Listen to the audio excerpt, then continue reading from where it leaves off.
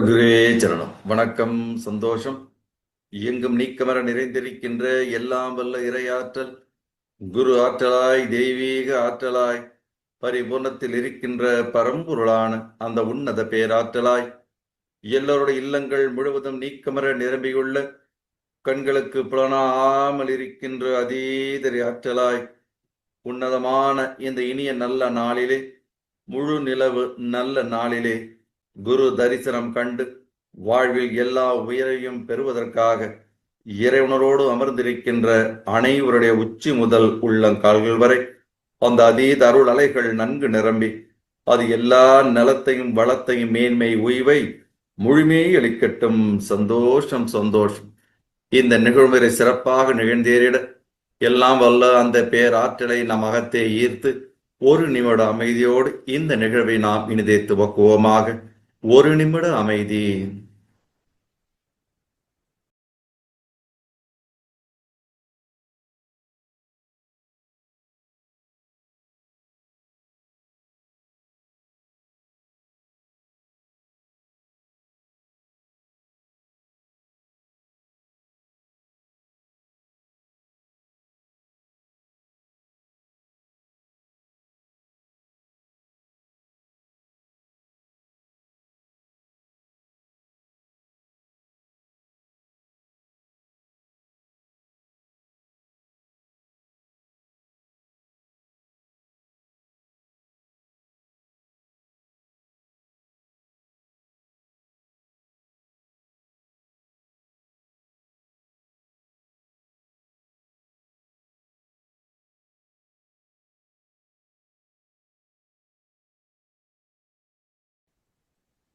சந்தோஷம் சந்தோஷம் சந்தோஷம். குருவாய் வருவாய் அருள்வாய் என்ற முறையிலும் புந்தியில் வைத்தடி போற்றுகிறோம் என்ற முறையிலே படைக்கும் சக்தியாய், காக்கும் சக்தியாய், மாற்றி அமைக்கின்ற சக்தியாய், இந்த அனைத்து சக்திகளுக்கும் ஆதார சக்தியாய் விளங்குகின்ற அந்த பிரபஞ்ச சக்தியை குருவாக போற்றி வணங்குகின்றோம் என்ற அர்த்தத்தை உள்ளடக்கிய குரு கீதம்.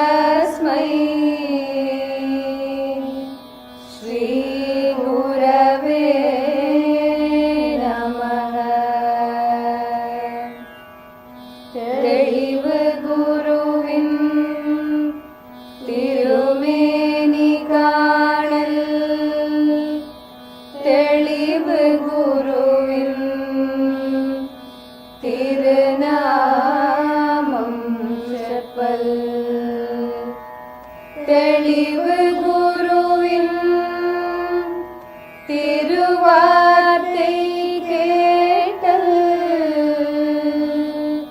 தெளிவு குரு சிந்தித்தல் தானே. தியான மூலம் குருமூர்த்திம் பூஜா மூலம்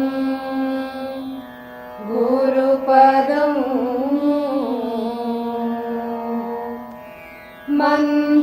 மந்திரமூலம் குருவாக்கியம்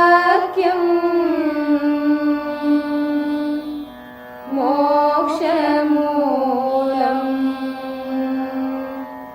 குரு கிருபா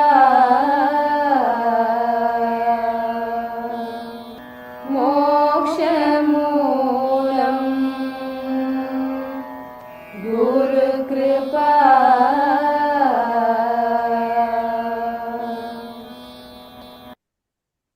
அந்த மோட்சம் என்ற முழுமையை, நித்தியத்தை, சாஸ்வதத்தை என்றும் உள்ளதை மாறாததை நமக்கு அருள்கின்ற குரு பதம் பணிவோம். வாழ்வில் எல்லா உயர்வையும் நாம் பெறுவோமாக. சந்தோஷம், சந்தோஷம், சந்தோஷம். தொடர்வது ஞான கீதம். மெய்ஞான செல்வி அனிதா அவர்கள். உனை தெய்வம் என்பதா, குருநாதர் என்பதா, என்னை பார்த்து பார்த்து வளர்ப்பதனால் அன்னை என்பதா. உனை தெய்வம் என்பதா, குருநாதர் என்பதா, என்னை பார்த்து பார்த்து வளர்ப்பதனால் அன்னை என்பதா. உன்னை கடவுள் என்பதா, கருணை வடிவம் என்பதா. உன்னை கடவுள் என்பதா, கருணை வடிவம் என்பதா. ஞானதானம் தந்த உன்னை தந்தை என்பதா. உன்னை தெய்வம் என்பதா, குருநாதர் என்பதா. சேரும் செல்வமெல்லாம் உன்னருளன்றோ, பாடும் பாடலெல்லாம் உந்தயவன்றோ. சேரும் செல்வமெல்லாம் உன்னருளன்றோ, பாடும் பாடலெல்லாம் உந்தயவன்றோ. எந்த நேரமும் உன் நினைவன்றோ, எங்கள் சந்ததி உன்னை மறக்குமோ. எந்த நேரமும் உன் நினைவன்றோ, எங்கள் சந்ததி உன்னை மறக்குமோ. சில நேரம் உன்னை நினைக்கையில் கண் கலங்குதப்பா. உன்னை தெய்வம் என்பதா, குருநாதர் என்பதா, என்னை பார்த்து பார்த்து வளர்ப்பதனால் அன்னை என்பதா. உன்னை தெய்வம் என்பதா, குருநாதர் என்பதா, என்னை பார்த்து பார்த்து வளர்ப்பதனால் அன்னை என்பதா. சத்குருவே சரணம். வணக்கம், சந்தோஷம். தெய்வீகரையாளர்களே, இன்று மிக உன்னதமான இனிய நல்ல நாள். வைகாசி மாதத்தின் இறுதியில் வருகின்ற முழு நிலவு நல்ல நாள். சென்ற மாத முழு நிலவு நல்ல நாள் 2 மிக முக்கியமான அம்சத்தை கொண்ட நாளாக இருந்தது. சித்ரா பௌர்ணமியும் அதே போல புத்த பூர்ணிமா என்ற 2 அம்சங்களை கொண்ட அற்புதமான முழு நிலவாக அமைந்திருந்தது. இந்த மாத முழு நிலவு பல காரணங்களுக்காக முக்கியத்துவம் வாய்ந்ததாக அமைகின்றது. இந்த மாத முழு நிலவை ஸ்ட்ராபெரி மூன் என்று அழைக்கின்றார்கள். ஏன் ஸ்ட்ராபெரி மூன் என்று அழைக்கப்படுகிறது என்றால், இந்த பெயர் வருவதற்கு காரணம் வட அமெரிக்க பழங்குடியினரிடமிருந்து வந்ததுதான் இந்த ஸ்ட்ராபெரி மூன் என்ற முழு நிலவு.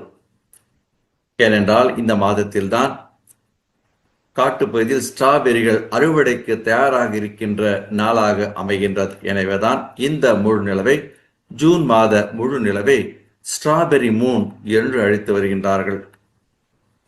அதே போல இந்த ஜூன் மாத முழு நிலவு வசந்த காலத்தின் கடைசி முழு நிலவாகவும் கொள்ளப்படுகின்றது. ஒவ்வொரு முழு நிலவுமே அற்புதமான ஆற்றலை அள்ளித் தருகின்றது.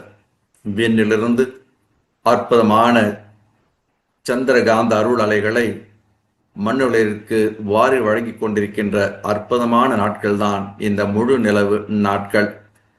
ஆனால் தான் நிலவு என்று சொல்லப்பட்டது.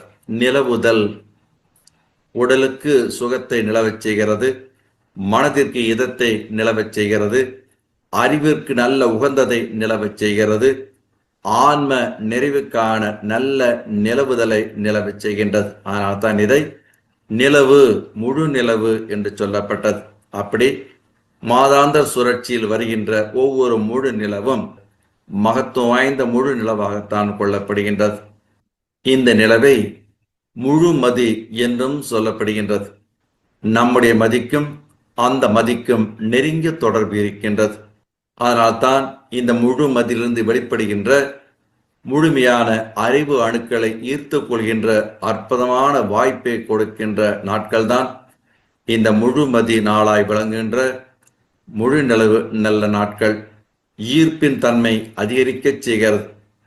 புவி ஈர்ப்பு, அதாவது லேவிடேஷன், கிராவிடேஷன் என்று சொல்லுவார்கள். இந்த முழு நிலவு நல்ல நாட்களிலே லேவிடேஷன் என்பது அதிகமாக இருக்கும். அதாவது இங்கிருந்து மேல் நோக்கி ஈர்க்கின்ற தன்மை, அந்த முழுமதியிலிருந்து வெளிப்படுகின்ற அற்புதமான இந்த அருள் அலைகள் மண்ணுகளிலிருந்து மேல் நோக்கி ஈர்க்கின்ற தன்மையை பெறுகிறது.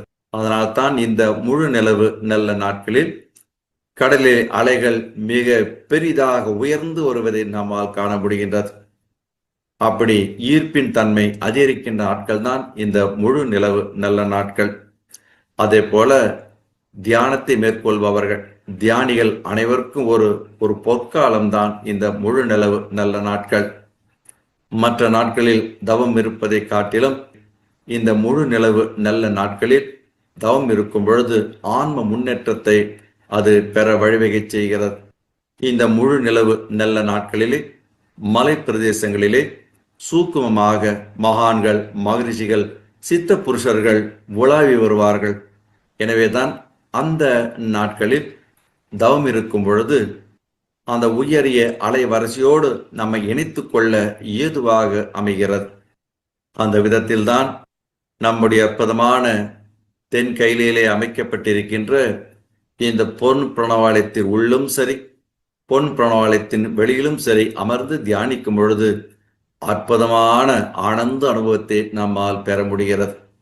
விண்ணிலிருந்து ஆற்றல் ஈர்க்கின்ற வல்லமை படைத்தது நம்முடைய பொன் பிரணவாலயம். அதே போல நம்முடைய எண்ணத்தை விண்ணிற்கு அனுப்புகின்ற அற்புத தன்மை வாய்ந்ததும் நம்முடைய பொன் பிரணவாலயம். எனவே மாதந்தோறும் ஞானபீடத்திற்கு வருகை புரிந்து பொன் பிரணவாலயத்தில் உள்ளும் பொன் பிரணவாலயத்தினுடைய வெளியிலும் வந்து தியானிப்பது என்பது நம்முடைய ஆன்ம முன்னேற்றத்துக்கான நல்ல ஒரு வாய்ப்பை ஏற்படுத்தி கொடுக்கின்றது. அதே போல இந்த நாட்களில் பிரணவாலயத்தை வலம் வருவது என்பது இன்னும் அதிகப்படியான ஆன்ம முன்னேற்றத்தை நமக்கு அளிக்கின்றது. இந்த விதத்தில்தான் திருவண்ணாமலையிலும் கிரிவலம் மேற்கொள்பவர்கள் எப்படிப்பட்ட அற்புதமான ஆனந்த அனுபவத்தை பெறுவதாக சொல்லுகின்றார்கள். இந்த ஜூன் மாத முழு நிலவு ஆஷாட பௌர்ணமி என்றும் அழைக்கப்படுகின்றது. இந்த ஆஷாட பௌர்ணமியில் விரதமிருந்து சிறப்பு வழிபாட்டை மேற்கொள்கின்ற அத்துணை பெண்களுக்கும் அவர்தம் கணவன்மார்களுக்கு உடல் நலம் மேம்பாடு அடையும் என்ற ஒரு நம்பிக்கையும் இருந்து வருகின்றது. மேலும் இந்த ஜூன் மாத முழு நிலவு கோடைக்கால கதிர்வீச்சுக்கு அருகில் வருவதால், அதாவது நார்த் ஹெமிஸ்பியருக்கு அருகில் வருவதால் இந்த மாதத்தில் முழு நிலவு தாழ்வான முழு நிலவாக தோன்றும். அதாவது வானில் அடிவானத்திற்கு மிக அருகில் காணப்படுவதாக இருக்கின்றது. எனவே சுருக்கமாக சொல்ல போனால் இந்த ஜூன் மாத முழு நிலவு, அதாவது ஸ்ட்ராபெரி மூன் என்று அழைக்கப்படுகின்ற இந்த முழு நிலவு இயற்கை, விவசாயம் மற்றும் ஆன்மீக ரீதியாக முக்கியத்துவத்தை வாய்ந்ததாக கருதப்படுகின்றது. தெய்வீகர்களே, இந்த ஜூன் மாதத்தில் நாம் ஒரு மிகச் சிறப்பான நாளை எதிர்கொண்டு வரவேற்க இருக்கின்றோம். அதுதான் வருகின்ற ஜூன் 21ஆம் தேதி சர்வதேச யோக தினம். கோடைக்கால சங்கராந்தி என்று அழைக்கப்படுகின்ற இந்த ஜூன் 21ஆம் தேதி சர்வதேச யோக தினமாக விளங்குகின்றது. இந்த ஜூன் மாதம் 21ஆம் தேதி நார்த் ஹெமிஸ்பியர் என்று சொல்லப்படுகின்ற வடக்கு அரைக்கோளத்தில் இந்த ஆண்டின் மிக நீண்ட நாளாக கருதப்படுகின்றது. அதனால்தான் இது கோடைக்கால சங்கராந்தி என்று அழைக்கப்படுகின்றது. இந்த நாளில்தான் சூரியன் அதிக நேரம் பிரகாசிப்பதாக சொல்லப்படுகின்றது. அதே போல 6 மாத நிறைவுக்கு பிறகு, ஜனவரியிலிருந்து ஜூன் வரை 6 மாத நிறைவிற்கு பிறகு புதிய தொடக்கங்களை உருவாக்குகிறது என்றும் நம்பப்படுகின்றது. இந்த நாளில் செய்யப்படுகின்ற யோகாசன முறைகள் உடல் அளவிலும் மனதளவிலும் நல்ல ஒளியையும் உயிர் சக்தியும் கொடுப்பதாக இருப்பதன் காரணமாக இந்த ஜூன் 21ஆம் தேதியை சர்வதேச யோக தினமாக கருதப்படுகின்றது. அதே போல இந்திய புராணங்கள் படி இந்த நாளில்தான் ஆதி யோகி, அதாவது முதல் யோகி என்று கருதப்படுகின்ற சிவன் யோக அறிவை மனித குலத்திற்கு வழங்க தொடங்கினார் என்று நம்பப்படுகின்றது. எனவேதான் அவரை ஆதி குருவாக, முதல் குருவாக மாறினார் என்றும் நம்பப்படுகின்றது. எனவே இந்த ஜூன் 21 யோகா மற்றும் ஆன்மீகத்திற்கு மிகவும் புனிதமான ஒரு நாளாக கருதப்படுகின்றது. இதை வைத்துத்தான் நம்முடைய பாரத பிரதமர் மாண்புமிகு நரேந்திர மோடி அவர்கள் 2014ஆம் ஆண்டு ஐக்கிய நாடுகள் பொதுச் சபையிலே யோகாவின் உலகளாவிய நன்மைகளை எல்லாம் நன்றாக எடுத்துரைத்து ஜூன் மாதம் 21ஆம் தேதியை சர்வதேச யோக தினமாக அறிவிக்க முன்மொழிந்தார். அவருடைய இந்த முன்மொழிவை 177 நாடுகள் உட்பட ஐநா சபையின் பெரும்பாலான உறுப்பினர்கள் ஆதரவை பெற்று டிசம்பர் 11ஆம் தேதி, அதாவது 2014ஆம் வருடம் டிசம்பர் மாதம் 11ஆம் தேதி ஒருமனதாக அது ஏற்றுக்கொள்ளப்பட்டது. 2015ஆம் ஆண்டு முதல் நாம் ஜூன் 21ஆம் தேதியை சர்வதேச யோக தினமாக மிக சிறப்பாக நாம் கொண்டாடி கொண்டு வருகின்றோம். இந்த வருட சர்வதேச யோகா தினத்தை நமது அறக்கட்டளை சார்பாக இந்தியன் யோகா அசோசியேஷன் மூலமாக மிக சிறப்பாக கொண்டாட முழு முயற்சி எடுக்கப்பட்டு வருகின்றது. சென்ற மாதம் முதலே நம்முடைய ஞானாசிரியர் பெருமக்கள் அனைவரும் இணைந்து சிறப்பான பயிற்சி முகாம்களை நடத்தி வருகின்றார்கள்.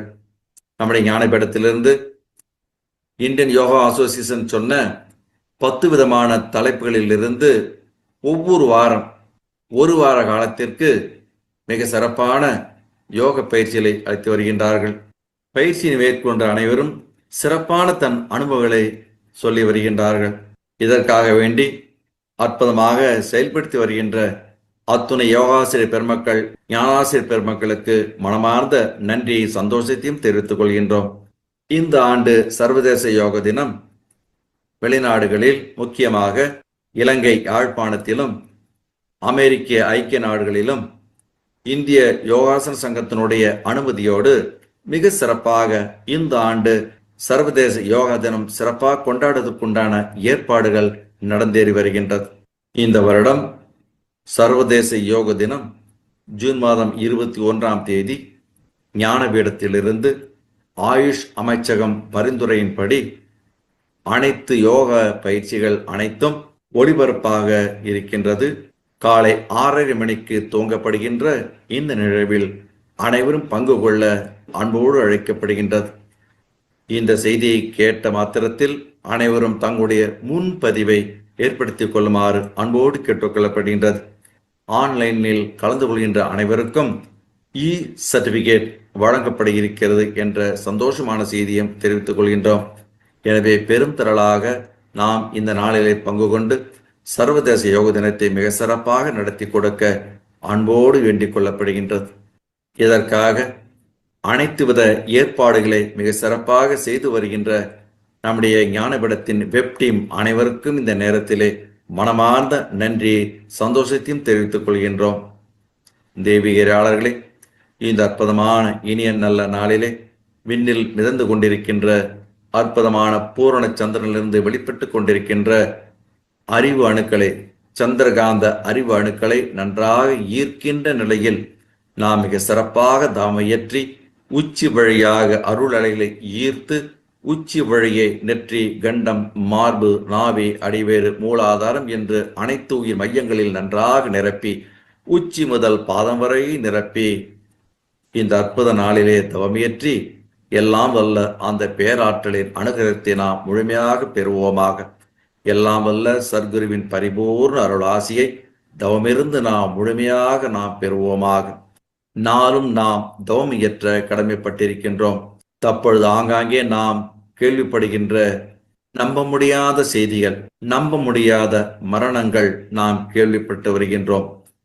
இந்த மாதிரி நம்ப முடியாத மரணங்கள் தொடர்ந்து நிகழாவண்ணம் தடுக்க நாம் அவசியம் தவம் இயற்ற வேண்டும். நம்முடைய தவ அருளலைகள் மூலமாகத்தான் இயற்கை சீற்றம் ஏதுமில்லாது இப்படிப்பட்ட நம்ப முடியாத சம்பவங்கள் எல்லாம் தடுக்கப்படும்.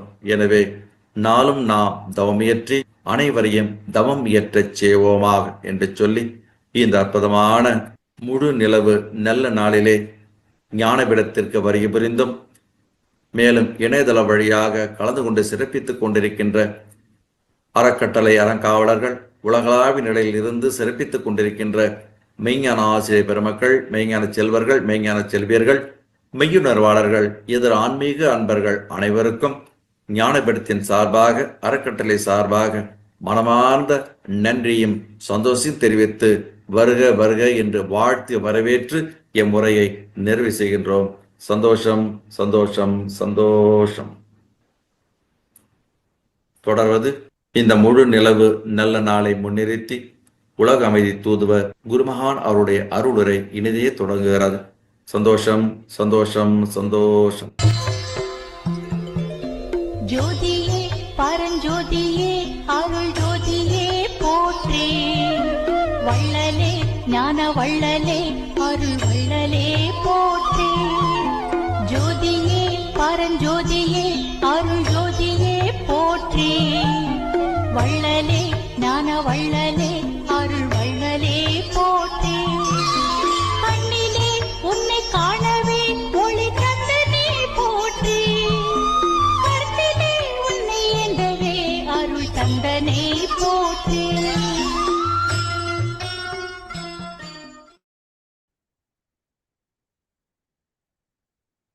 சர்க்குருவே வணக்கம், சந்தோஷம்.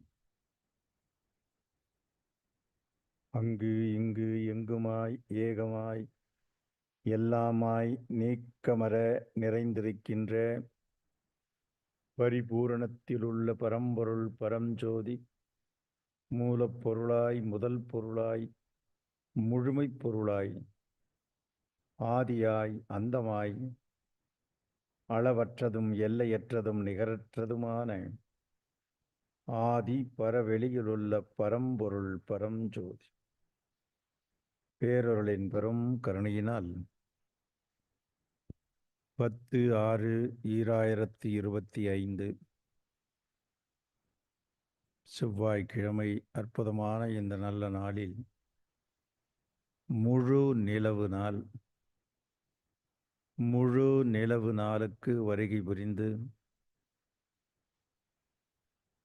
உலக நலத்திற்காக, உலக அமைதிக்காக சத்சங்க தவத்திற்கு வருகை புரிந்திருக்கின்ற அத்துணை அன்பர்களுக்கும், அறங்காவலர் பெருமக்கள், ஞானாசிரிய பெருமக்கள் மற்றும் மெய் உணர்வாளர்கள் அனைவருக்கும் பரிபூர்ண நல் ஆசிகள்.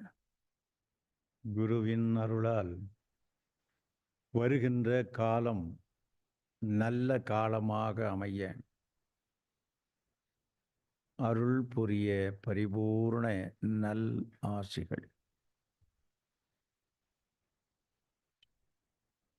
சாதாரண மனிதனுக்கு அவனுடைய உடலிலே சூடு அதிகரிக்கின்ற பொழுது பல்வேறு மாற்றங்கள் உடல் நிலையிலும் மனநிலையிலும், தொழில்நிலை, தொழிலை பொறுத்து பொருளாதார நிலை, உறவு முறைகள் போன்ற பல்வேறு தனி மனிதனிலிருந்து குடும்பம், சமுதாயம், தேசம், உலகம் என்று உலகம் முழுவதிலும் ஒரு பெரிய மாற்றங்கள் ஏற்படுகிறது. ஒரு தனி மனிதனுக்கு ஏற்படுகின்ற ஒரு பெரிய மாற்றம் தற்பொழுது உள்ள சூழல்களை நாம் பார்க்கின்ற பொழுது இயற்கையின் சீற்றங்கள் சற்று அதிகமாகவே இருப்பதற்குரிய சூழல்கள் தான் இருக்கின்றது. அதை குறித்து பலர் தீர்க்க தரிசனங்கள், பலர் வருங்காலத்தை குறித்து ஆய்வுகளை எல்லாம் செய்கின்ற பொழுது பூமியை குறித்து, கடலை குறித்து, காடுகளை குறித்து, வான்வெளியை குறித்து, காற்றழுத்த மண்டலங்களை குறித்து பல்வேறு ஆய்வுகள் செய்கின்ற பொழுது அந்த ஆய்வுகளின் முடிவுகள் நன்றாக இருக்கிறதா என்றால் சரியாக இருக்கவில்லை. காலம் பதில் சொல்லும் என்றெல்லாம் சொல்லுகிறோம். எந்த ஒரு நிகழ்ச்சிக்கும் என்ன சொல்வோம்? காலம்தான் பதில் சொல்லும். இப்பொழுது அதற்குரிய காலம்தான் இது. காலம் பதில் சொல்ல தயாராக இருக்கின்றது. காலம் இந்த பிரபஞ்சத்தினுடைய மூலப்பொருள் ஆதி. அந்த ஆதிதான் காலமாக மாறுகிறது. அதனால்தான் கால பைரவர் என்று அவரை குறிப்பிடுகின்றோம். தற்பொழுது உள்ள சூழல்களில் அந்த கால பைரவருக்கு உரிய பல பூஜைகள் எல்லாம் செய்யப்பட்டு வருகிறது. காரணம் என்ன என்று பார்க்கின்ற பொழுது, வருமுன் காத்துக்கொள்வது. வந்த பிறகு பார்க்க முடியுமா என்றால், வந்த பிறகு பார்ப்பது என்பது இயலாத காரியமாக மாறுகிறது.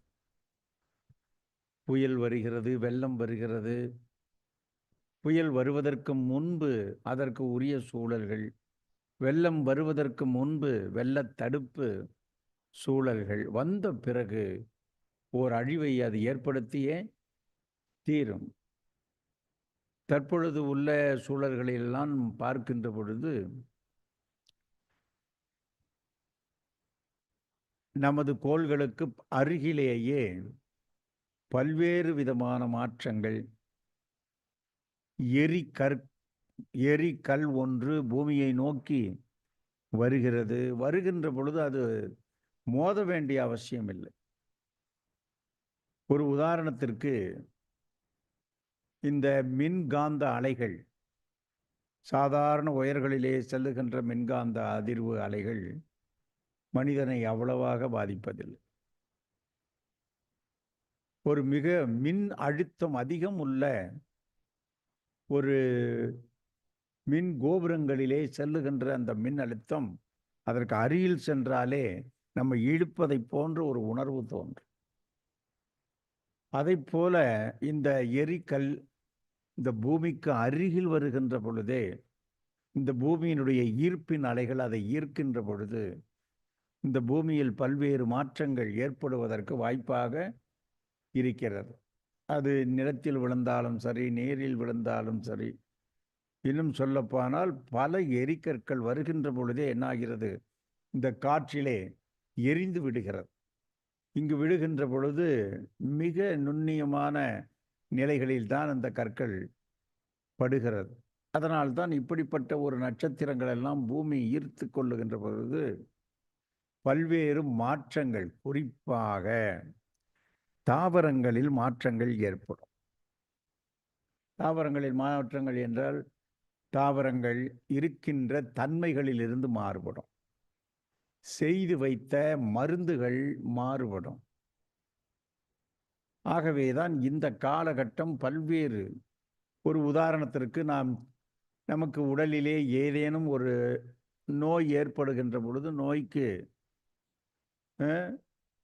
அதாவது ரெகுலராக தினந்தோறும் உட்கொள்ளுகின்ற மருந்து, அந்த மருந்தே கூட நமக்கு என்னவாக மாறிவிடும்.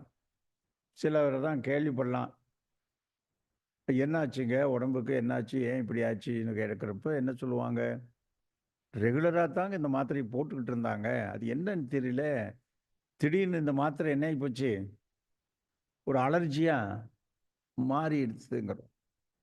இப்போ ரீசெண்டாக கேள்விப்படுகின்ற அந்த காலகட்டங்கள்லாம் அப்படி தான் இருக்குது. ஏனென்றால் எந்த ஒரு காரியத்திற்கும், ஒரு காரியம் நடக்கிறது என்றால் அதற்கு என்ன இருக்கிறது, காரணம் இல்லாமல் எந்த காரியமும் இல்லை. இப்போ நாம் எல்லாம் இங்கே வந்திருக்கோம்னா கேட்போம், எங்கே வந்தீங்கன்னா, சும்மா கேட்டோன்னே என்னன்னு சொல்லுவான், சும்மா தாங்க வந்தோம்மா. சும்மா வந்திருப்பான், பௌர்ணமி கூட்டத்துக்கு வந்தோம், இது ஒரு காரணம். அதை போல இந்த பிரபஞ்சத்தில் நடக்கின்ற ஒவ்வொரு காரியத்திற்கும் ஒரு காரணம் இருக்கிறது. இப்போ நிறைய நாம் பார்க்கலாம், நமக்கு தெரிந்த அன்பர்கள், ஆலயத்தோடு தொடர்பு கொண்டவர்கள், வெவ்வேறாக இருந்தாலும் ஆலயத்தில் தொடர்பு கொண்டதுனால என்னாவது, ஆலயத்தில் ரொம்ப இன்னும் மாறி மாறி மாறி மாறி மாறி மாறி அமைகிறது. அப்போ இதையெல்லாம் நன்றாக யோசிக்கின்ற பொழுது எந்த ஒரு நிகழ்ச்சியும் திடீர்னு வராது. இப்போ அடுப்பில் பால் பொங்கிடுச்சுங்கிறோம், பால் பொங்கிடுச்சுன்னா திடீர்னு பொங்கிடுமா? திடீர்னு பொங்கிடுமா? திடீர்னு பொங்க வாய்ப்பே இல்லை. ஏன்னா ஏற்கனவே அதை சூடுபடுத்துகிறோம், அந்த சூடு அதிகமாக போகின்ற போது தான் அது என்னவா மாறிடுது, அதிக சூடு பொங்கி வழிந்துருது.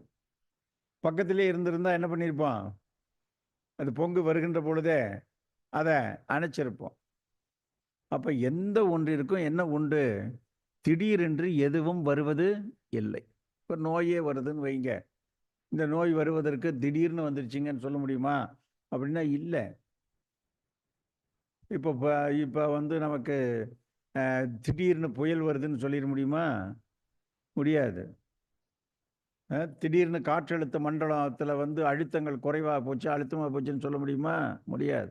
ஏன்னா ஏற்கனவே ஒன்று ஏற்படுகிறது என்றால் அதற்கு நிச்சயம் ஒரு காரணம் இருக்கிறது. பல பேருக்கு இப்போ நமக்கே வந்து நாம் திடீர்னு வயிற்று வலிக்குதுன்னு வைங்களேன்.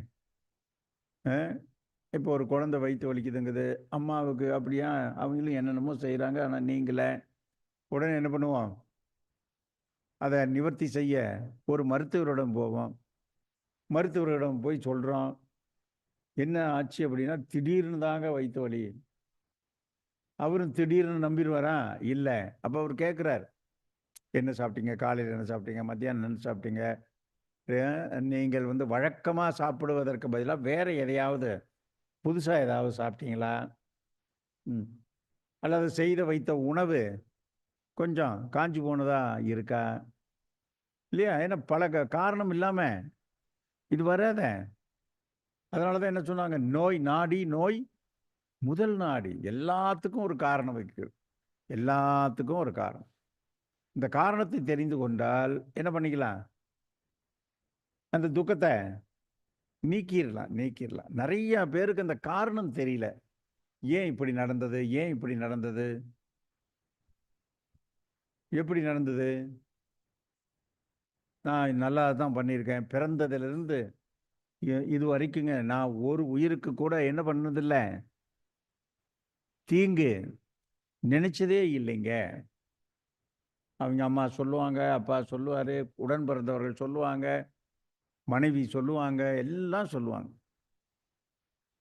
ஆனால் என்ன காரணம் தெரியல. காரணம் இல்லாமல் சொல்ல முடியுமா? அப்போ காரணம் தெரியும். மருத்துவர்களுக்கு தெரியலாம், அல்லது மற்றவர்களுக்கு அது தெரியலாம். காரணத்தை தெரிந்து கொண்டவுடன் இந்த பிரபஞ்சம் ஏன் தோன்றியது காரணம் தெரியாது. இந்த உயிர்கள் எல்லாம் எப்படி தோன்றியது தெரியாது. இப்போ இதைத்தான் என்ன செய்கிறோம்? எல்லாவற்றிற்கும் என்ன உண்டு? ஒரு காரணம் உண்டு. 2019 கடைசியில் எல்லாத்துக்கும் கொஞ்சம் மூக்கடைக்குது, சளி பிடிக்குது, தொண்டையெல்லாம் ஒரு மாதிரியாக இருக்குது, சரியாக மூச்சு விட முடியலதில்ல. போய் பார்த்தோம், சரி ரைட்டு, மூக்கு அடைச்சிக்கிச்சா, சரி எதையாவது ஒன்று தடவிக்கலாம். தொண்டை அடைச்சிக்கிச்சா, எதையாவது ஒன்று குடிச்சிக்கலாம். கொஞ்சம் அப்படியே என்ன பண்ணிக்கலாம், சுடு தண்ணியில் உப்பை போட்டு கொஞ்சம் கொப்பளிச்சிக்கலாம்.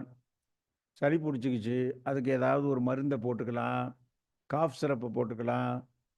ஆனால் எதுக்குமே அது கேட்கவே இல்லை. அப்புறம் திடீர்னு மூக்கிலிருந்து வாசனையே தெரியல, நாக்கில் சுவை தெரியல. அப்புறம் திடீர்னு ரத்தத்தில் ஆக்சிஜனுடைய அளவு குறையுது, மூச்சு இழுக்க முடியல, விட்ட மூச்சு மறுபடியும் இழுக்க முடியல. அப்புறம் என்ன ஆகுது? பிராண ஓட்டம் இல்லைன்னா உயிரோட்டம் இருக்காது. உயிரோட்டம் உடம்புல இல்லைன்னா உயிர் எந்த இயக்கமும் இருக்காது. இது என்னன்னு தெரிஞ்சுக்கிறதுக்குள்ளேயே நம்ம பல உயிர்களை இழந்துட்டோம். அதுக்கப்புறம் என்ன பண்ணோம்?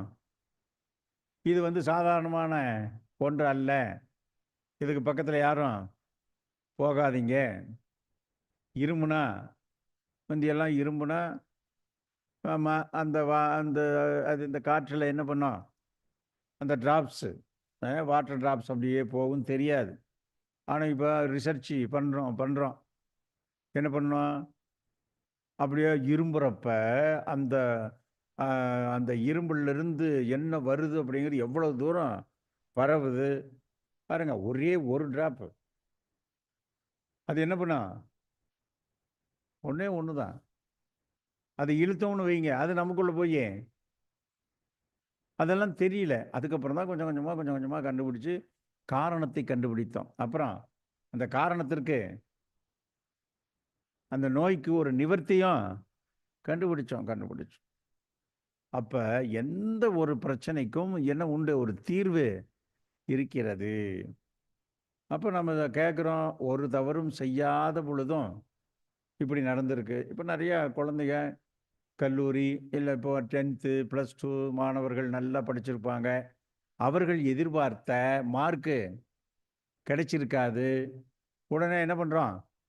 இல்ல நான் நல்லா தான் எழுதினேன். மார்க்கு தான் எனக்கு சரியா வரல. அதனால என்ன பண்ணலாம்? மீண்டும் ஒரு மறு திருத்தம், ரீவேல்யூஷன் பண்ணி பார்ப்போம். ரீவேல்யூஷன் பண்ணுனா, நீ எழுதுனதுக்கு சரியான மார்க்கை தான் போட்டிருக்கிறாங்க அப்படிங்கிறோம். அப்போ எல்லாத்துக்கும் என்ன உண்டு? ஒரு காரணம் இருக்குது. ஆகவே தான் இப்ப நாம பிறப்பதற்கும் ஒரு காரணம் இருக்கிறது. இப்ப எல்லாத்துக்கும் என்ன உண்டுப்பா? இது ஒரு காரணம் இல்லாமல் இருக்காது. காரணத்தை தெரிந்து கொள்கிறோம். அதைப்போல இந்த நாம எதுக்கு பிறந்தோம்னு நமக்கு தெரியல. எதுக்காவது பிறந்திருப்போமா இல்லையா? காரணம் நிச்சயம் இருக்குது. நிறைய பேர் அந்த காரணத்தை தெரியாமலே என்ன பண்ணிக்கிறோம்? ஏதோ இருக்கிற வரைக்கும் இருந்துட்டு, ஆமா, சாப்பிட்ற வரைக்கும் சாப்பிட்டுட்டு போறப்ப போய்க்கலாம். அது ஏன் பிறந்தோன்னா அது ஏன் போட்டுக்கிட்டு ஆராய்ச்சி பண்ணிக்கிட்டு இருக்கணும்? அதனால தான் முதல்ல அப்படிப்பட்ட அர்ஜுனனுக்கே அவனுக்கே ஏன் பிறந்தானே தெரியல. அதனால பகவான் என்ன சொன்னாரு? மொஸ்ட், நீ யார்? நான் யார்? நீ எதுக்காக பிறந்திருக்க?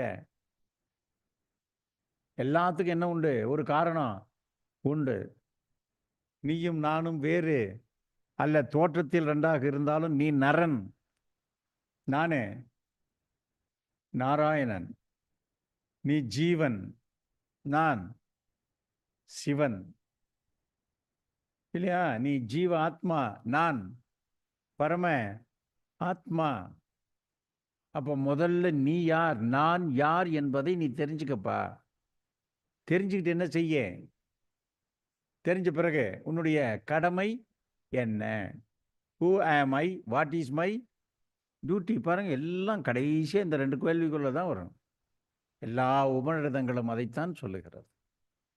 முதல்ல நீ யாருன்னு தெரிஞ்சுக்கப்பா. எதையோ தெரிஞ்சுக்கிறேன். நீ வந்த வழிய பாரு. எல்லாருக்கும் வந்த வழி எந்த வழி? எல்லாருக்கும் வர்ற வழி பாருங்க. இப்ப இந்த அரங்கத்துக்கு வர்றதுக்கு ஒரு வழி, அதே மாதிரி தான் நாமும் இந்த உடம்புக்குள்ள வர்றதுக்கு ஒரு வழி. அப்போ இந்த உடம்புக்குள்ள இறைவன் வருவதற்கு உரிய ஒரு வழி. அது என்ன வழி? அதான் இறை வழி. அந்த இறை வழியின் மூலம் அந்த இறை நிலையை அடைவதற்கு உரிய ஒரு பாடு. அதான் என்ன பாடு? வழி பாடு. அதுதான் இறை வழி பாடு, இறை வழிபாடு. அப்ப இறை வழிபாட்டின் மூலம் இறை வழியை தெரிந்து கொண்டு இறை நிலையை அடைதல். அப்ப நாம எங்கிருந்து வந்திருப்போம் அப்படின்னா, இறைவனிடம் இருந்து, இந்த பிரபஞ்சத்தின் மூலப்பொருளில் இருந்து வந்தோம். இப்போ வர்றதுக்கு என்ன உண்டு? ஊர்ல இருந்து உறவினர்கள் எல்லாம் வந்திருக்காங்க. வீட்டுக்கு வர்றதுக்கு பின்பக்கமாக வருவாங்க, முன்பக்கம். அதற்கு என்று ஒரு வாயில். ஆக இந்த கரு, இந்த ஆன்மா, இந்த இறை புகுவதற்கும் ஒரு என்ன உண்டு? ஒரு வழி. அதைத்தான் என்ன வழி என்று சொன்னார்கள்? இறை வழி. அப்ப நாம் எல்லாம் நமக்கு இல்லை இந்த இறை வழி. இறைவன் வருவதற்கு உரிய வழிதான் நமது என்ன வழி? உச்சந்தலை, உச்சி, துரியம் என்ற உச்சி மையம். ஆக நாம் போகின்ற போதும் இப்ப இந்த அரங்கத்திற்குள் வந்து அமர்ந்து தவம் புரிவதற்காக வந்திருக்கோம். சத்சங்க தவம் முடிந்த பிறகு எந்த வாயில் வழியா போறோம்? எந்த வாயில் வழியா வந்தோமோ அந்த வாயில் வழியா அது போறோம். அதான் வந்த வழி, செல்லும் வழி. நிறைய பேருக்கு வந்த வழி தெரியல. ஆனா எல்லாரும் என்ன நினைக்கிறோம்? கடைசி காலத்துல நான் யார்கிட்ட போகணும்னு நினைக்கிறோம்? ரிட்டையர் ஆனா எங்க போகணும்? ஒரு சொந்த வீட்டுக்கே போயிடலாங்க. இப்போவே நாங்கள் ஒரு இடம் பார்த்து வச்சுட்டேங்க, வீட்டையெல்லாம் கட்ட ஆரம்பிச்சிட்டேன். ரிட்டையர் ஆனால் அங்கே தான் போய் செட்டில் ஆகிறோம். ஏன்னா அதுதான் என்னது? சொந்த இடம், சொந்த ஊர், சொந்த இடம். அதை போல இந்த ஆன்மாவுக்கு சொந்த இடம் எது? என்ன லோகம்? பரலோகம். இது என்ன லோகம்? இது பூலோகம். இந்த பூலோகத்தில் இருந்து அங்க செல்லணும்னா நடுவில் எந்தெந்த லோகங்கள் இருக்கிறது? பூலோகம், புவர் லோகம், சொர்க்க லோகம், மகர லோகம், ஜனோ லோகம், தபோ லோகம், அப்புறம் சத்திய லோகம், அதுதான் பிரம்ம லோகம், அதுதான் கைலாசம், அதுதான் வைகுண்டம். பாருங்க, அதுதான் பரம மண்டலம். எல்லாம் அங்கதான். இப்ப கடைசியா எங்கிருந்து வந்தோம்? பரம மண்டலத்தில் இருந்து வந்தோம். எல்லா வேலையும் முடிச்சோம். மறுபடியும் எங்க போறோம்? பரம மண்டலத்துக்கே போக போறோம். அதனாலதான் பரம மண்டலத்தில் யார் இருக்கா?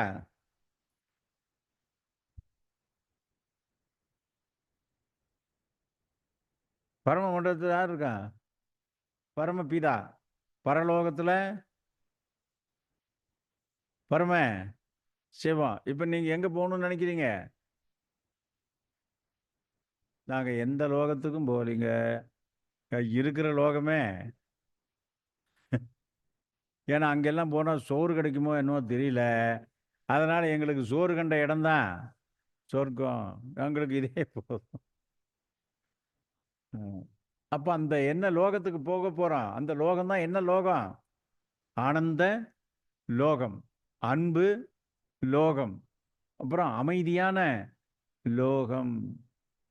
அப்ப அந்த லோகத்துக்கு இப்போ எல்லாரும் பாருங்க, இந்த வயதானவர்கள் அத்தனை பேர் என்ன சொல்றாங்க? சீக்கிரம் கடவுளை கூட்டிட்டு போக மாட்டாங்க. வாசப்படியில் வந்து நிக்கிறாருன்னு சொல்லி பாருங்க. பாட்டி நீ ஒரு வாரமா சொன்னதுனால யார் வந்திருக்கா? கூட்டிட்டு வந்திருக்காங்க. அப்படியெல்லாம் இல்லை, அப்படியெல்லாம் சொல்லாத. நான் இன்னும் இந்த பேத்தி கல்யாணத்தை பார்க்காம போக மாட்டேன். பாருங்க, பேத்தி கல்யாணம் பார்க்கணும், பேரங்கல்யாணம் பார்க்கணும், அப்புறம் அவனுக்கு ஒரு குழந்தைய பார்க்கணும். எல்லாம் தேவையில்லாத ஒன்று. அப்ப எப்பதான் போவான்? போறதுக்கு மனசே வராது. ஆனா சொல்றது மட்டும் என்ன சொல்லுவான்? கடவுளுக்கு எப்போ கூப்பிடுறாரோ அப்போ வாசப்படியில் வந்து கூப்பிடுறாருன்னு ஒன்று என்ன பண்ணுவான்? அப்படியே அவர் போக சொல்லி இன்னும் கொஞ்சம் நாளைக்கு கழிச்சு வரேன்னு சொல்லு பாரு. அதனால நமக்கு எல்லாத்துக்கும் காரணம் எங்க இருக்கு? எல்லாம் நம்ம தலை தான். தலையில எழுதுனதான் விதி அப்படின்னு சொல்லு. ஏப்பா இவர் செத்து போயிட்டாரப்பா, என்ன பண்றதுங்க? நல்லா தாங்க இருந்தாரு. நேற்று ராத்திரி என்கிட்ட 10 மணிக்கு பேசிட்டு தான் போனாருங்க. நாளைக்கு காலைல வாக்கிங்க்கு 6 மணிக்கு வந்துடுங்க, நம்ம இதே இடத்துல பார்த்துக்கலான்னு சொல்லிட்டு தானங்க போனார். சொல்லிட்டு தான் போனார். ஆனால் இப்படி ஆகும்னு நினைக்கவே இல்லைங்க. பக்கத்தில் இருக்கிறவர் என்ன சொல்ல, எல்லாம் விதிங்க. விதியிலிருந்து யாராலும் மாற முடியாது. அப்போ விதி என்றால் என்ன? விதி இப்போ நாம் சொல்கிறோம், பிரணவாலயத்திற்குள் சென்று தவம் இருப்பவர்கள் வெண்மை உடையை உடுத்தி வர வேண்டும் என்பது விதி. அப்ப விதி என்றால் என்ன? விதிக்கப்பட்டது. யார் விதிக்கப்பட்டது? நாம தான் என்ன பண்ணிக்கிட்டோம்? சரி, எல்லாத்துக்கும் ஒரு என்ன பண்ணிக்கலாம், எல்லாரும் ஒரு கலராக இருந்தால் கொஞ்சம் நல்லா இருக்காது. அதனால் எல்லாரும் உள்ளே போகிறப்ப எல்லாம் ஒரே ஒரு ஒரே ஒரு ட்ரெஸ் கோடு இல்லையா? உடையினுடைய ஒரு கோட்பாடு, வெண்மை உடை வந்து உடுத்தியவர்கள் மட்டும் போய் உள்ள இருக்கலாம் அப்படின்னு நம்ம என்ன பண்ணோம்? ஒரு விதியை போட்டோம், ஒரு ரூல்ஸை போட்டோம்ப்பா. நம்ம தானே போட்டோம். அப்புறம் பின்னாடி என்ன பண்ணோம்? சரிங்க, இப்போ திடீர்னு காவியெல்லாம் கட்டிக்கிட்டு வர்றாங்க, சாமியாரெல்லாம் வர்றாங்க, அவங்க என்ன பண்ணுறது? காவியோடு யார் வந்தாலும் என்ன பண்ணிக்கலாம்? அனுமதிச்சுக்கலாம். அப்போ நாம் தான் என்ன பண்ணோம்? அதை விதிச்சுக்கிட்டோம், காவி வரலாம். ஒரு விதியை மாத்துறோம். அப்போ இது எல்லாமே என்ன பண்ணிட்டு இருக்கிறோம்? ஒரு மாற்றங்களை ஏற்படுத்திக்கிட்டே இருக்கிறோம். ஆகவே தான் விதிக்கப்படுவது, விதித்தல். அப்ப யாரோ ஒருத்தர் இதை என்ன பண்ணிக்கிறோம்? விதித்து கொள்ளுகிறோம். விதித்தல். அப்ப நாம தான் என்ன பண்ணிக்கிறோம்? நம்மளுடைய தலையால் என்ன பண்ணிக்கிறோம்? விதித்து கொள்ளுகிறோம். ஆக தலையால் விதித்து கொள்ளுகிற விதிக்கு பேரு தான் என்ன? தலை விதி. தலை விதி. அப்ப இந்த தலை விதியை மாற்றிக்கொள்ள முடியுமா? முடியும். நம் மதியால் மறுபடியும் இப்ப எப்படி அந்த விதியை மாற்றிக்கொண்டோமோ அதை போல நமது விதிகளையும் நம்மால் மாற்றிக்கொள்ள முடியும். அது யாருடைய அனுகிரகம் வேணும்? இறைவனுடைய அனுகிரகம். அந்த இறை நிலை அடைய ஒரு குருவினுடைய அனுகிரகம் இருந்தால் எல்லாவற்றையும் என்ன பண்ண முடியும்? மாற்றிக்கொள்ள முடியும். முடியுமா? முடியும். இல்லைங்க, முடியாது. ஏன்? நீ தான் விதிக்கிற. முடியாது என்று விதித்துக் கொள்கிறாய், முடியாது. ஏன் முடியாது என்று நினைக்கிறாய், முடித்துக் கொள்ளுகிறாய். அதனால எல்லாத்துக்கும் என்ன? அவரவர்களுடைய எண்ணங்கள்.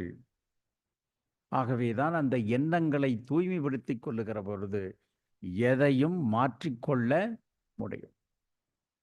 அரங்காவலர் பெருமக்களோடு பேசி கொண்டிருக்கின்ற போது பேசணும். உலகத்தில் மிகப்பெரிய பணக்காரர் ராக் ஃபெல்லர் அப்படின்னு ஒருத்தர். அவர் ரொம்ப கஷ்டப்பட்டு கிட்டத்தட்ட 23 வயதிலேயே ஒரு மிகப்பெரிய ஆயில் எண்ணெய் சுத்திகரிப்பு ஆலையை பராமரிக்கக்கூடிய அளவுக்கு வந்திருக்கார். கிட்டத்தட்ட ஒரு குறிப்பிட்ட 28 வயதுக்குள்ளேயே ஒரு பெரிய பணக்காரராக மாறியிருக்கார் பாருங்க. அப்போ அவருடைய நோக்கம் எல்லாமே என்ன? பொருள்.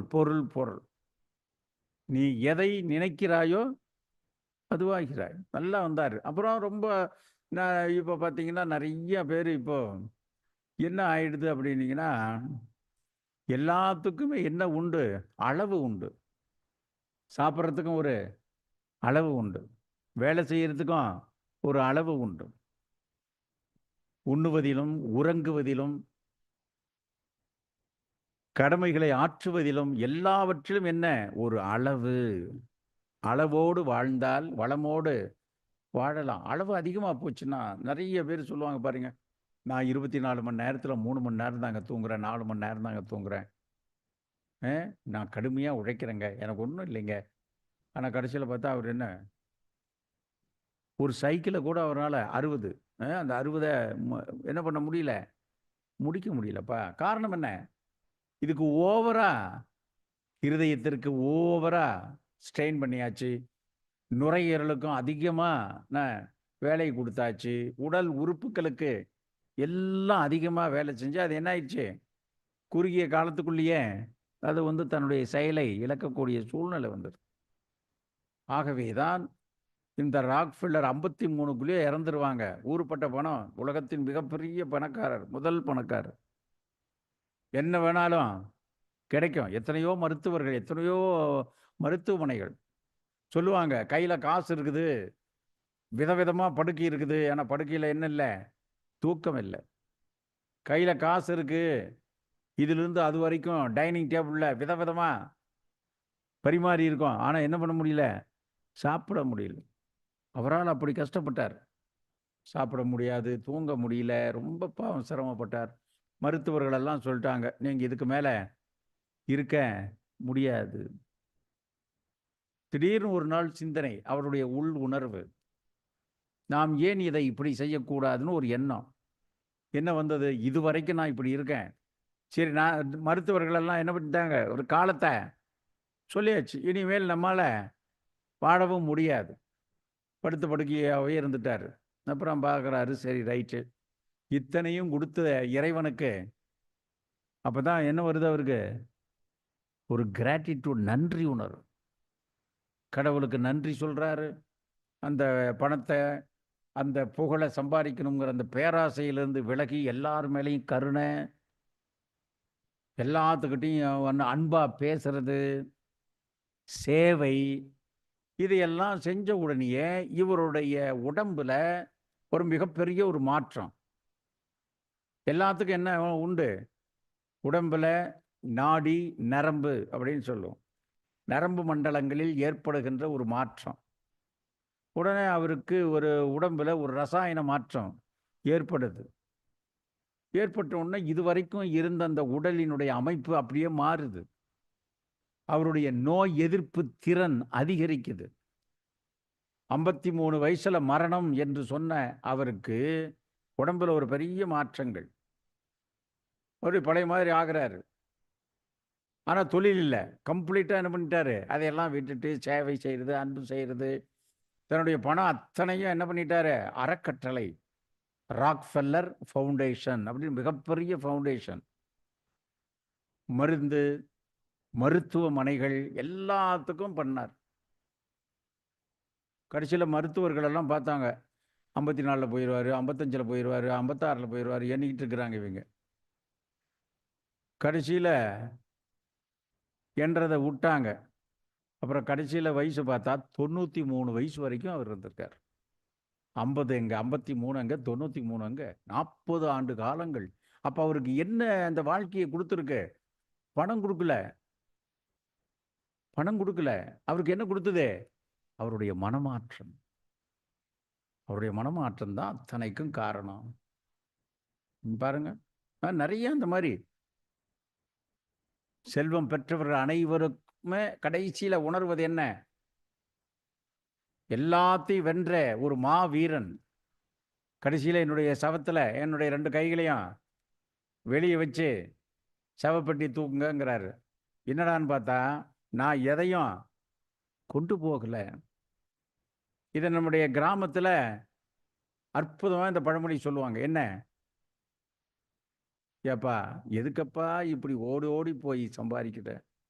கடைசியில் என்னத்தப்பா கொண்டு போக போற? எல்லாம் சொல்லுவோம், ஆனால் என்ன பண்ண முடியல, செயலுக்கு வர முடியாதுப்பா. அதுக்கு தான் என்ன வேணும்? அந்த உணர்வு வேணும்.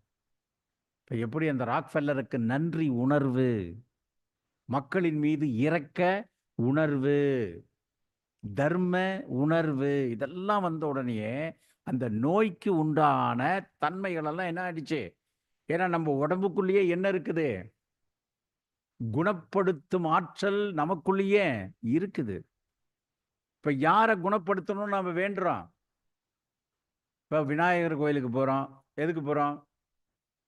என்னுடைய உடம்பெல்லாம் நல்லா இருக்கணும் விநாயகரா, எனக்கு காய்ச்சல் 3 நாளாக, எப்படியாவது காய்ச்சல் நல்லா இருக்கணும், நான் பரீட்சைக்கு போகணும், நான் நல்ல விதமாக பரீட்சைக்கு போகணும், அதனால் உடம்பு நல்லா இருக்கணும். பாருங்க, அப்போ குணப்படுத்துகின்ற ஆற்றல் யாரா இருக்காரு?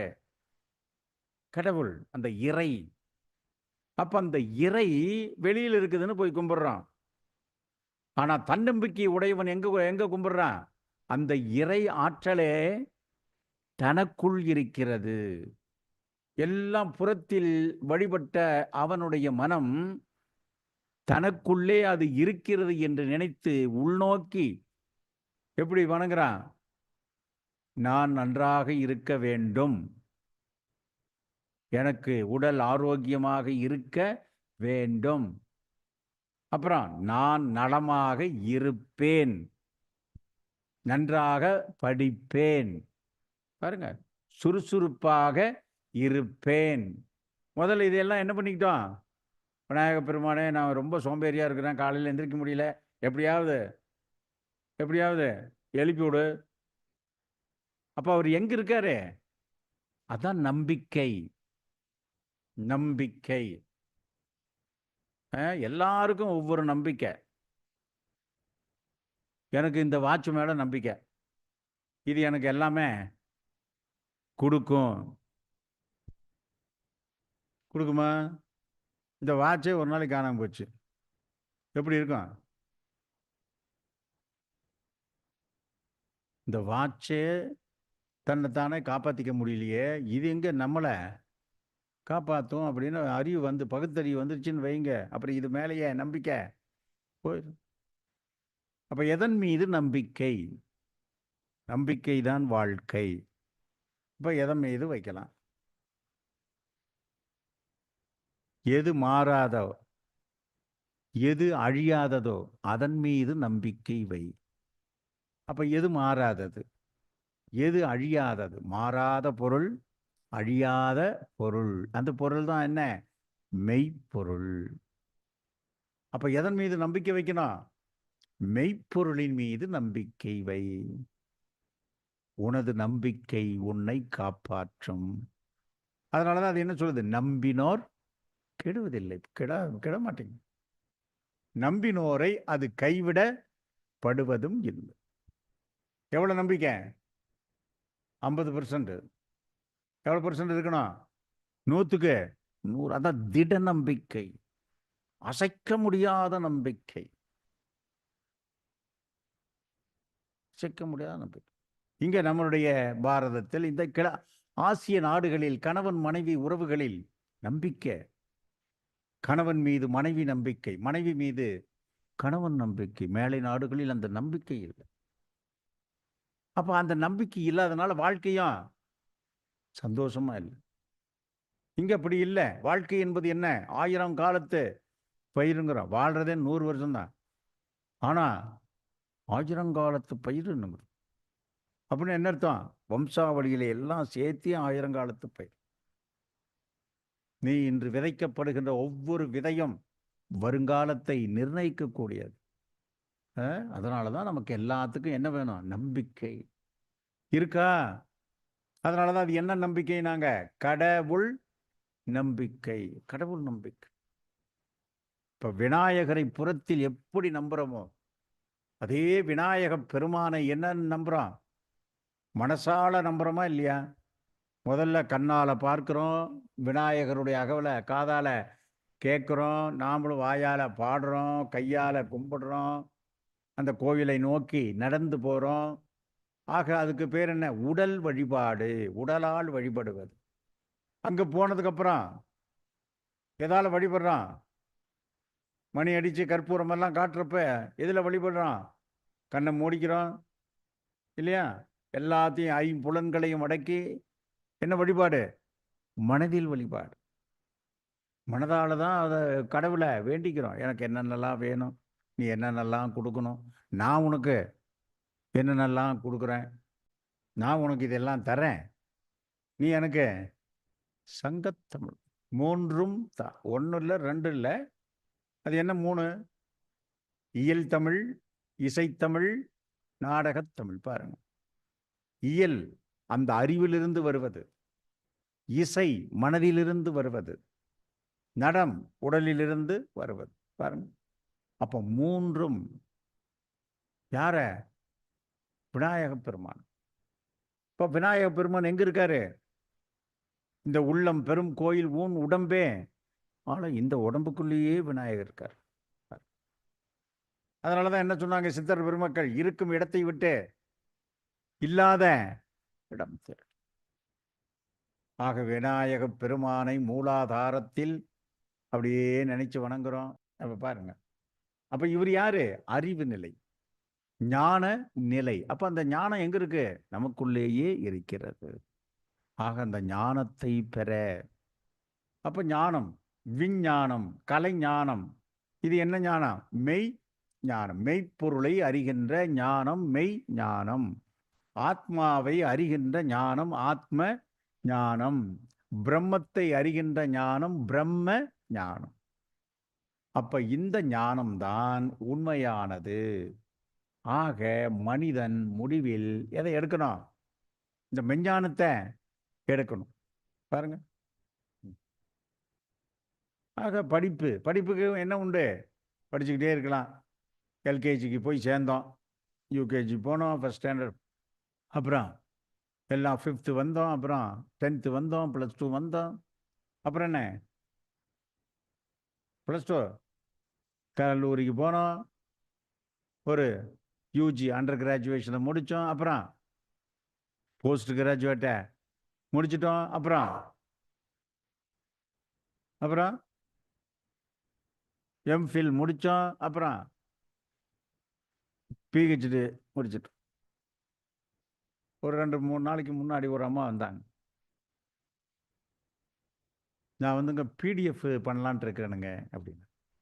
அது பண்ணிக்கலாமாம்மா, நம்ம பிடிஎஃப்னா என்ன? அது இதை கம்ப்யூட்டரில் அந்த பிடிஎஃப் பண்ணலாம். இல்லைங்க, இது போஸ்ட் டாக்டரேட்டுங்க. இது எத்தனை வருஷம்? 3 வருஷம் படிக்கணும். பாருங்க, அந்த அம்மா இருக்கிறதுலையே அதுக்கு மேலே படிப்பேன் இல்லை. இப்பத்த குழந்தைகள் என்ன பண்ண, இன்ஃப்ளூயன்ஸ் பண்ணாதீங்க. நான் 8th போதும்னு நினைக்கிறேன், நீங்கள் 9th 10th +1 +2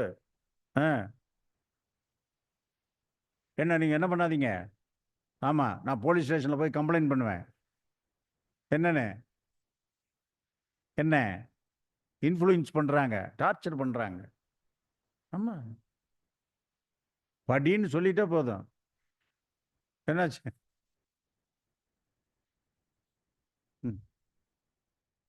அப்போ என்ன செய்யலாம் அவனுக்கு?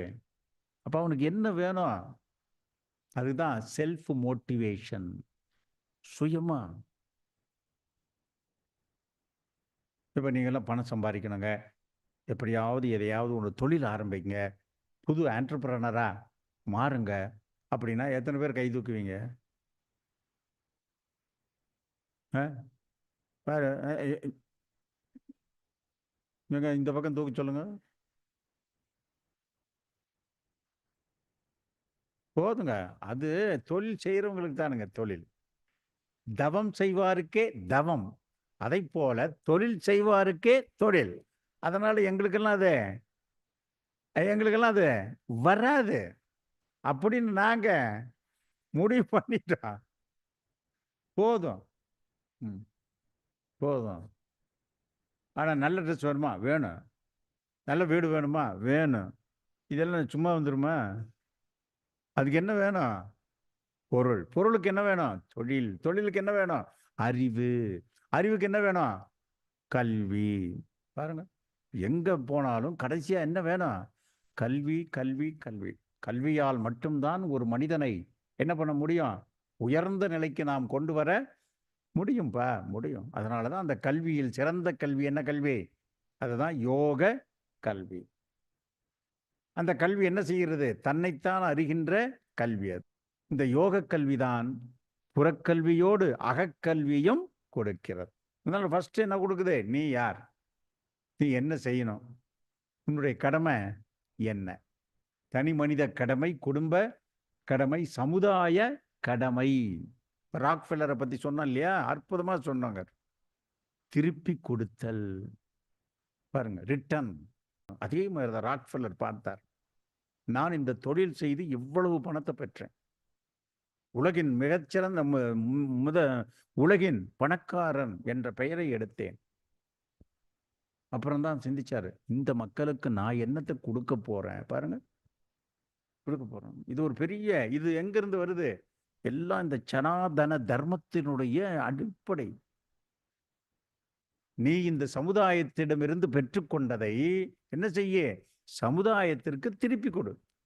இன்னைக்கு நமக்கு எல்லாம் தொழிலதிபர்களுக்கு எல்லாம் தெரியும் CSR அப்படின்னு. என்ன CSR? Corporate social responsibility. அப்படின்னா என்ன? நீங்க எங்கிருந்து இந்த பணத்தை சம்பாதிச்சுக்கிட்டீங்க? சொசைட்டி கிட்ட இருந்து. அதனால நீங்க உங்களுடைய லாபத்தை என்ன பண்ணுங்க? திருப்பி கொடுங்க. அதே மாதிரி தான் இண்டிவிஜுவல் சோசியல் ரெஸ்பான்சிபிலிட்டி. விவசாயத்துக்கிட்ட இருந்து பெற்று இருக்கோம், இல்லைங்களா? நெசவாளிகிட்ட இருந்து பெற்றிருக்கிறோம், ஒரு தொழிலாளிகிட்ட இருந்து பெற்றிருக்கோம், எல்லாத்துக்கிட்ட இருந்தும் நேரடியாக மறைமுகமாக அவர்களிடமிருந்து பெற்றிருக்கோம். இந்த தர்மம் என்ன சொல்லுது? உபநிடதங்கள், நீ பெற்றதை திருப்ப கொடு. பாருங்க, அதை அவர் செஞ்சார் 53வது வயசுல. அதெல்லாம் அவரை என்ன பண்ணிடுச்சு 93 வரைக்கும். அதான் என்ன சொல்லுவாங்க, தர்மம் தலை காத்ததுப்பா. அவருடைய வாழ்க்கையில தலையை காத்திருக்கிறது. அதனாலதான் இது எல்லா மதங்கள்லையுமே என்ன பண்ணுவாங்க, ஈகை. ஈகை ஒவ்வொரு பண்டிகையும் அதுக்காக வச்சு உனக்கு என்ன இருக்குதோ அதையெல்லாம் என்ன பண்ண எல்லாருக்கும் கொடு. தெரிஞ்சவனுக்கு கொடுத்தீங்கன்னா அது ஈகை அல்ல. யாருக்கு கொடுக்கணும்? இல்லாதவனுக்கு, தெரியாதவனுக்கு கொடு. அதுதான் ஈகை. எவ்வளவு பெரிய பண்புகளை நமக்கு கொடுத்துருக்காங்க. அதனாலதான் அந்த ஈகை, அந்த பண்புகள் இன்னைக்கு எல்லாம் என்ன ஆகிப்போச்சு. முன்பெல்லாம் ஒரு வீட்டில் 2 குழந்தை 3 குழந்தை இருக்கும். அப்பா ஏதாவது வாங்கிட்டு வந்தாருன்னா அம்மாவுக்கு கொடுப்பாங்க. அம்மா கிட்ட அம்மா யார்கிட்ட கொடுப்பாங்க? அந்த மூத்த பையன்கிட்ட கொடுத்து, கண்ணு எல்லாம் தம்பி தங்கிக்கிட்ட எல்லாம் கொடுத்துக்க. அப்ப தம்பி அம்மாவுக்கு என்ன நோக்கம்? எல்லாத்துக்கும் கொடுக்கணும். மூத்த குழந்தைக்கு என்ன? தனக்கு கிடைத்ததை தனக்கு கீழே இருக்கிறவங்களுக்கு அத்தனை பேத்துக்கும் கொடுக்கணும். எனக்கு கிடைத்ததை எல்லோருக்கும் சமமாக கொடுக்க வேண்டும். ஆகவேதான் நாம் பெற்றதை திரும்ப கொடுப்பது. அப்ப அதைத்தான் அந்த ராக்ஃபெல்லர் தெரிந்து கொண்டார். அதான் ஈகை. அதைத்தான் நாம் என்னன்னு சொல்றோம்? தர்மம். தர்மம் செய். இன்னொன்னு என்ன? தானம் செய். தானத்திற்கும் தர்மத்திற்கும் என்ன உண்டு? தானம் செய்தால் மீண்டும் நல்ல பிறப்பு எடுக்கலாம். தானம் செய்தால் நல்ல பிறப்பு, தர்மம் செய்தால் பிறப்பில்லாத இறை நிலையை அடையலாம். அப்ப யாரெல்லாம் அந்த இறைவனை அடையணும் அப்படின்னு நினைக்கிறோமோ அவர்களெல்லாம் என்ன செய்யணும்? தர்மம். தர்மம். இப்ப கோவிலுக்கு முன்னாடி உக்காந்துருக்காங்க இல்லையா, அவங்க எல்லாம் என்ன கேட்கிறாங்க? தானமா? தர்மம். தர்மம் செய்யுங்க. பாருங்க, தர்மத்துக்கு தர்மம் எதிர்பார்க்காது. தர்மம்னா என்ன? இந்த கைக்கு கொடுக்கறது இந்த கைக்கே தெரியாது. பாருங்க, தானம் என்பது என்ன? எல்லாத்தையும் கூப்பிட்டு வச்சு கொடுக்கறது, எல்லாத்தையும் கூப்பிட்டு வச்சு அன்னதானம் பண்றது, எல்லாத்தையும் கூப்பிட்டு வச்சு அஸ்திரதானம் பண்றது, எல்லாத்தையும் கூப்பிட்டு வச்சு பூதானம் பண்றது இல்லையா? எல்லாத்தையும் ஊரெல்லாம் கூப்பிட்டு வச்சு கன்னிகாதானம் செய்வது. கன்னிகாதானம். அப்ப தந்தை தன்னுடைய பெண்ணை கொடுத்த பிறகு தன்னுடைய பெண்ணை நன்றாக வைத்து காப்பாற்றுகிறார் என்ற ஒரு திருப்பி அவருக்கு அதைத்தான் செய்யணும். ஆகவேதான் தானம், தர்மம். இப்ப நாமெல்லாம் என்ன செய்யணும்? நாம் யாருக்கெல்லாம் பிறவி வேணும்? பிறவி வேணும்னா என்ன வேணும்? தானம் செய்யலாம்.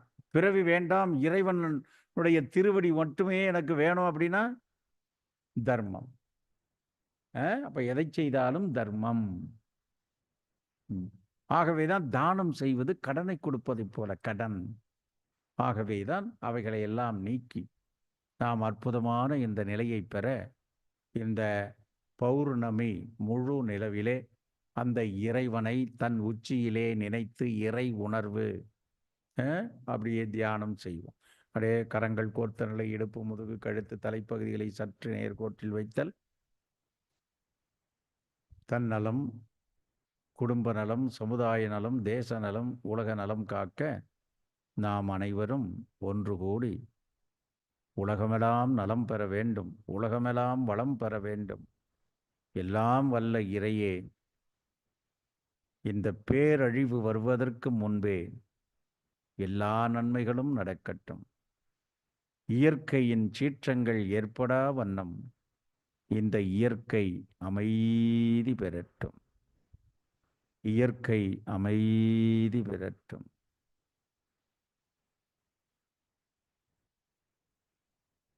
இரு கண்களுக்கு இடையிலுள்ள புருவ மையத்திலே மனதை உள்புறம் திருப்ப சமச்சீர் மூச்சு.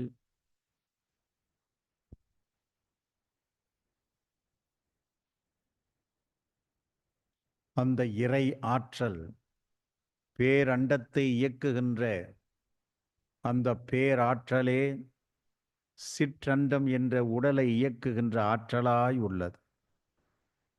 அந்த ஆற்றலையே இரு கண்களுக்கு இடையிலுள்ள புருவ மையத்தில் தியானிப்போமாக. எந்த சக்தி விழிப்பிலும் கனவிலும் உறக்கத்திலும் மாறாமல் இருக்கிறதோ அந்த மெய்ப்பொருளையே தியானிப்போமாக. அந்த மெய்ப்பொருள்தான் பரம்பொருள், பரம்பொருள்தான் பரஞ்சோதியாய் உள்ளது.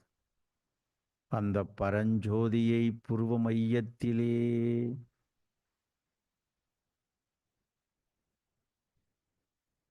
தியானிப்போமாக. எல்லாம் வல்ல இறை ஆற்றல் உடலுக்கு தேவையான ஆற்றலையும் மன வலிமையையும் பொருளாதார மேன்மையையும் எதையும் அறிந்து கொள்ளுகின்ற மெய் ஞானமும் அதனால் ஏற்படுகின்ற மெய்ப்புகழும் எல்லாம் கிடைக்கட்டும். உடலுக்கு மனம் நல்ல ஆரோக்கியம் கிடைக்கட்டும். மன வளமும் பொருள் வளமும் கிடைக்கட்டும். குடும்பத்தில் நல்ல இணக்கமும் நல்ல உறவுகளும் மேம்படட்டும்.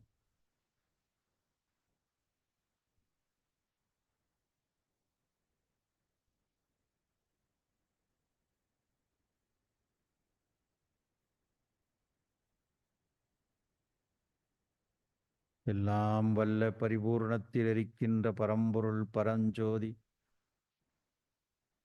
பிரபஞ்ச மையத்தில் இருந்து அலையலையாய் இந்த பிரபஞ்சம் முழுவதும் விண் என்ற விண்வெளியில் அதனுடைய அதிர்வலைகளை இயக்கிக் கொண்டே இருக்கிறது. அந்த அதிர்வின் அலைகள் உச்சந்தலை வழியே ஈர்க்கப்பட்டு அது புருவ மையம் உடலினுடைய 72,000 நரம்பு மண்டலம் முழுவதும் இயக்கப்பட்டு உடலினுடைய நாளமில்லா சுரப்பிகள், உடலின் உறுப்புக்கள், மண்டலங்கள் அனைத்தும் நலம் பெறட்டும். தவம் இயற்றுகின்ற ஒவ்வொருவருக்குள்ளும் உடல் ஆரோக்கியம் பெறட்டும். உடல் நலம் பெறட்டும்.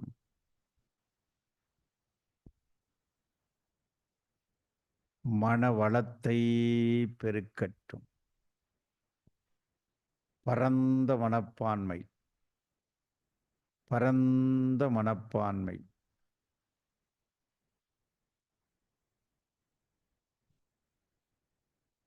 இல்லை என்று சொல்லாத பொருள் வளம் எல்லோருக்கும் கொடுக்கின்ற பொருள் வளம், நிறை செல்வம்.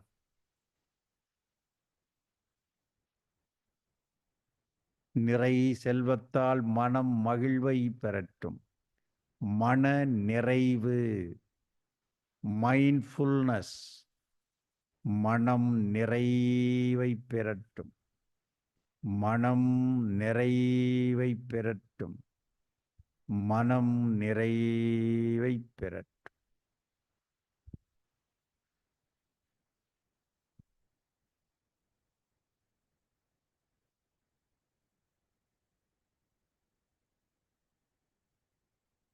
உலக உயிர்கள் யாவும் இன்புற்று வாழட்டும். வையகம் சாந்தியும் சமாதானமும் சந்தோஷமும் அடையட்டும். உலக சமாதான ஆலயத்தினுடைய மெய் அன்பர்கள், அன்புக்குரிய மெய் திரு ஆற்றல் அசோக் அவர்களின் அன்பு துணைவியார் கருணாம்பிகை தேவி அவர்களுடைய ஆன்மா சாந்தி பெறட்டும். அவருடைய பிரிவால் வாடுகின்ற குடும்பத்தார் மனம் அமைதி பெறட்டும். அமைதி பெறட்டும்.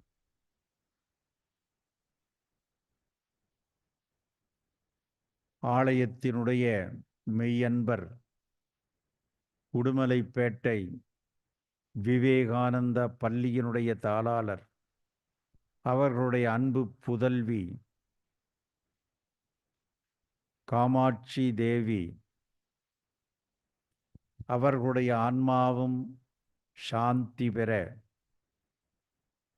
அவருடைய பிரிவை தாங்கொணாத தெய்வீக பெற்றோர்கள் இருவருடைய மனமும் அமைதி பெற குரு அருள் புரியட்.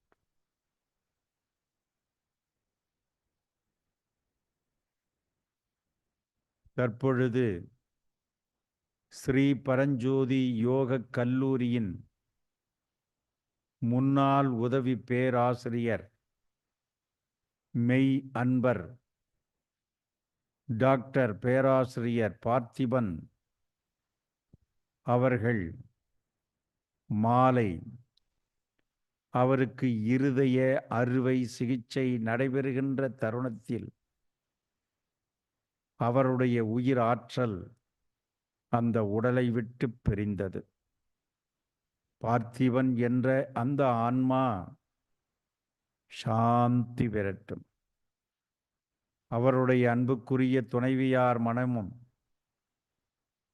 சமீபத்தில் திருமணம் நடந்த அவருடைய தெய்வீக புதல்வி மருமகன், அவர்களுடைய மனமும் சாந்தி பெற, அவர்களிடம் கல்வி பயின்று வருகின்ற பேராசிரிய பெருமக்கள், SRM பல்கலைக்கழகத்தின் மாணவர்கள் அனைவருடைய மனமும் அமைதி பெறட்டும்.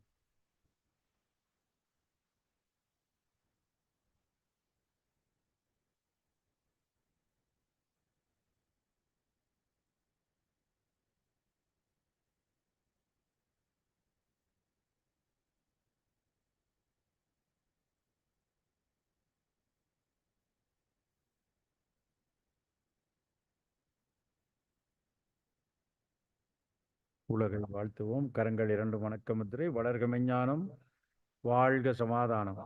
உலக நலம் காப்போம், உலக அமைதி காப்போம். இறை அருளால் சத்திய யுகம் காப்போம். அன்னை பூமி நீடோடி வாழ்க, பிரபஞ்சம் நீடோடி வாழ்க. சந்தோஷம், சந்தோஷம், சந்தோஷம். இன்றைய சத்சங்க தவத்தின் மூலம் சமுதாயத்திடம் இருந்து, பிரபஞ்சத்திடம் இருந்து பெற்றது பிரபஞ்சத்திற்கே செல்ல தர்ம வழி நிற்போம்.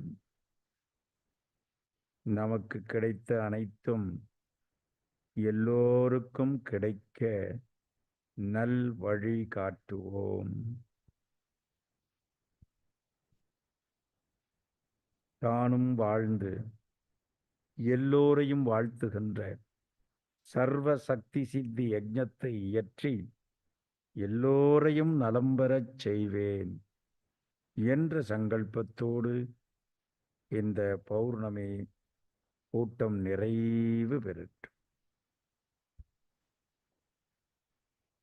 வளர்க மெஞ்ஞானம், வாழ்க சமாதானம்.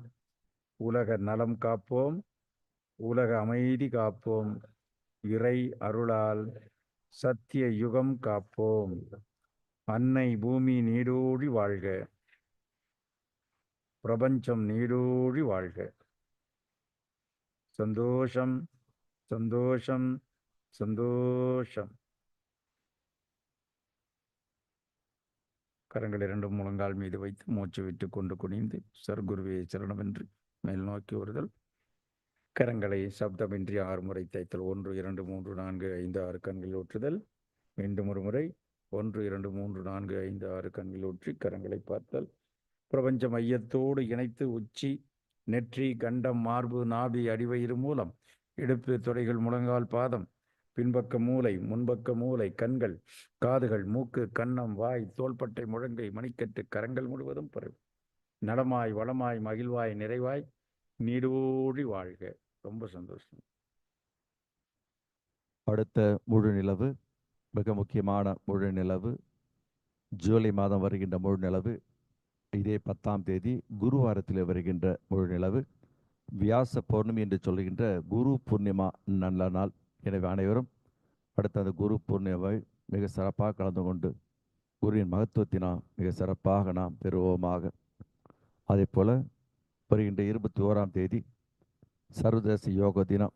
அனைத்து குரூப்புகளிலுமே ஆன்லைனில் பதிவானது செய்யுமாறு அனுப்பப்பட்டிருக்கின்றது. நம்ம தேர்ந்தவர் எல்லோரிடம் அதை அனுப்பி கொடுத்து பெரும் திரளாக ஞானபீடத்திலிருந்து ஒளிபரப்பாக இருக்கின்ற அந்த ஆன்லைன் ப்ரோக்ராம் மிக சிறப்பாக ஆயுஷ் அமைச்சகத்துடைய வழிகாட்டுதலின்படி அமைக்கப்பட்டிருக்கின்ற அந்த வகுப்பிற்கு ஆன்லைனில் அவசியம் எல்லா இல்லமும் கலந்து கொள்ளுமாறு அனைத்து இல்லங்களுக்கும் அனுப்பி வைக்குமாறு அன்போடு கேட்டுக்கொள்ளப்படுகின்றது.